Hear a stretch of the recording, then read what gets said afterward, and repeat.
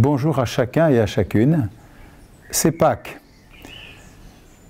C'est aussi la fatigue chez beaucoup d'entre nous. Disons-le, nous aurions tant aimé partir en vacances. Et c'est toujours le confinement. Même si la date du 11 mai pointe à l'horizon comme le cap de bon espoir, selon une belle expression de Bruno Frappa, il reste que l'épreuve continue. Je voudrais, au début de cette deuxième semaine de Pâques, vous souhaiter de tout mon cœur la paix du Christ ressuscité. Oui, le Christ ressuscité vient sans cesse pour donner sa paix, son réconfort. Que cette paix console et guérisse à la fois les corps et les âmes. Que cette paix soit la lumière des relations humaines, à l'intérieur de nos maisons, mais aussi dans les lieux publics. Oui, en vérité, avec les croyants du monde entier, je veux unir ma voix à celle des apôtres. En vérité, le Christ est ressuscité. En vérité, il a détruit les portes de la mort. Il a chassé les ténèbres les plus obscures. Il vient sans cesse nous porter la vie, nous donner la donner à ceux qui étaient assis dans les ombres mortelles. Et les ombres mortelles n'évoquent pas simplement la mort du tombeau, mais tous les isolements mortifères, les découragements, les tristesses. Voilà jusqu'où pénètre la lumière du ressuscité.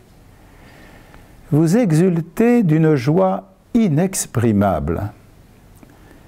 L'apôtre Pierre ose dire cela, nous l'avons entendu ce dimanche, du deuxième dimanche de Pâques dans les lectures. L'apôtre Pierre donc ose dire, vous exultez d'une joie inexprimable, et il ajoute, même s'il faut que nous soyons encore affligés pour un peu de temps par toutes sortes d'épreuves. Les épreuves sont là, terriblement douloureuses pour certains. Épreuve de l'isolement, épreuve de la perte d'être cher, épreuve chez les personnes âgées du confinement qui isole et qui donne le sentiment qu'on met les autres en danger ou que les autres nous mettent en danger. Épreuve de l'inquiétude aussi touchant l'avenir.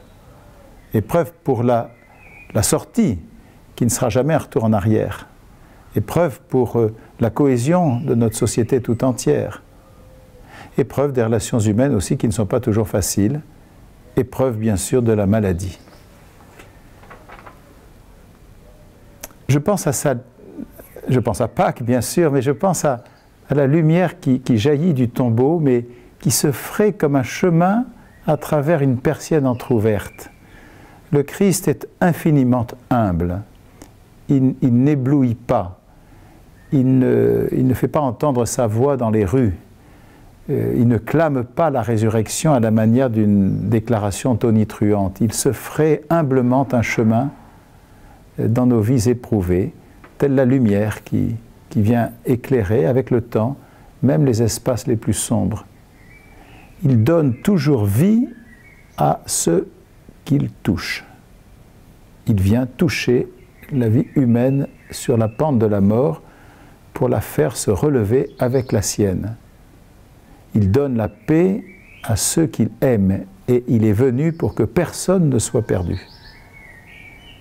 Il donne l'espérance et il nous console. Voilà, chers diocésains, en ce lundi de la deuxième semaine de Pâques, je vous souhaite un bon temps pascal. À bientôt.